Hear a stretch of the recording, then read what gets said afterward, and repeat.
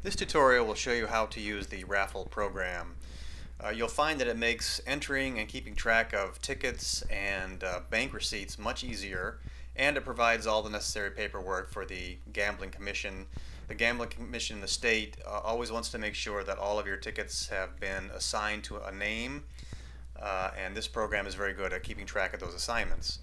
Now, before you get the program, we need to set it up downtown. We take your membership database and we assign a group of 10 tickets to each member in the database. So if you look at the View Clients button, these will not be your clients, but this is what your database will look like. You'll see a list of clients that are in here. Hit the Previous Window button. Now let's look at the View Tickets button, and this will show that there are a bunch of tickets that have been assigned to people.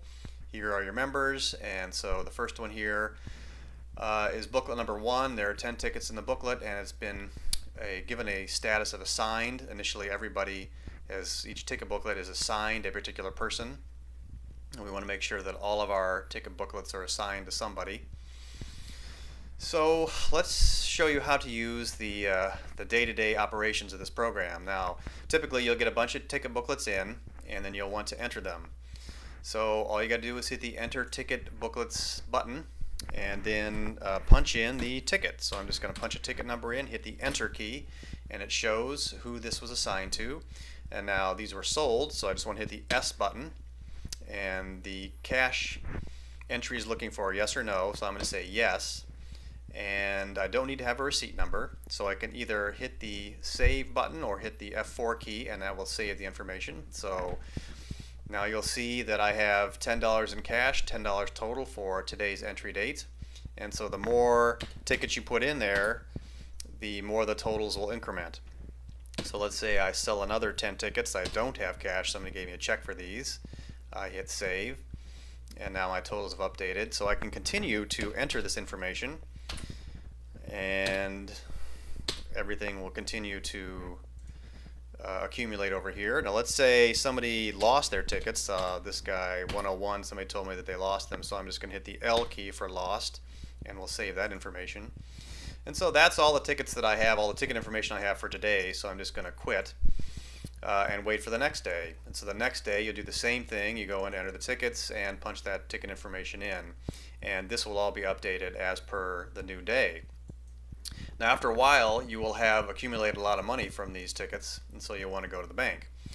So you hit the Go to the Bank option, and that will show you all the entries that have been made since the last time you went to the bank.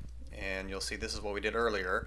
We had two groups of 10 that were cash, so we should have $20 in cash, and we should have $10 in checks. Now we have to untick the Print Report. For some reason the program crashes if that is checked. When we hit the Go to the Bank option, that will now update all the information in the database to show that here you see, for example, we entered this database or these tickets today, and they went to the bank today.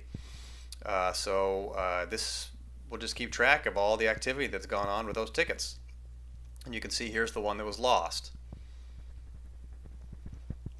So that's basically what you do. You just keep entering tickets, and then you go to the bank from time to time. The reports options will show you all the activity that's occurred. So this is the summary of the ticket entry dates. If I hit print report there, it'll show me each of the dates that I've entered tickets and how much money was actually entered on those days. The summary of the bank trips is the same way. Every time I go to the bank, it'll show me exactly what I've brought to the bank. Actually, the bank trip report is a much nicer one. If you click on that and select a particular date, it will give you sort of a deposit history. And so it's good to accumulate all these, so everything should all tie back together, and it'll keep track of all the money that you have in there. Now, one of the other oddities is if somebody does not sell a group of 10 tickets, say they only sell 2 of them. So let's just, for example, try one of these. Say Patrick Donahue sold only 2 of his ticket booklet. I'll hit sold here. Now I will change this number sold to 2, and I will say that was cash, and I'll save that information. So when I do that, that means he sold tickets number 121 and 122.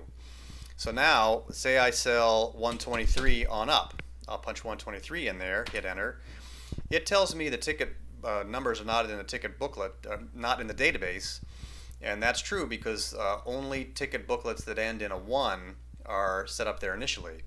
So what I want to do is add the tickets, and I want to assign this to somebody. So I'm going to say this person I'm going to assign it to and hit select clients, save. So now it's showing me that I've assigned the rest of these tickets to somebody else. I'll hit the sold button. I only have 8 tickets in this booklet now, so I'm going to hit 8 here, and then if I hit a yes there for cash, I can save that information. And now if I go back in and view the tickets, I can see that of this ticket booklet I have sold 2 of them, and then I sold the remaining 8, and those are both entered today. So that makes it pretty easy to break out individual ticket booklets. You can also do a lot of other ticket assigning. Let's see, if we go to the view tickets option and say this person here returned their tickets and you want to give them to somebody else, well, let's just hit select the ticket booklet we want and hit assign tickets. And it allows you to do a range of them in case there are a number that are consecutive that you can change. Well, in this case, I just want to change this ticket booklet, and I'm going to assign this to somebody else. I'm going to assign it to Jane Andrew, select client, and hit save, and now you'll see that Jane Andrew has been assigned that ticket booklet.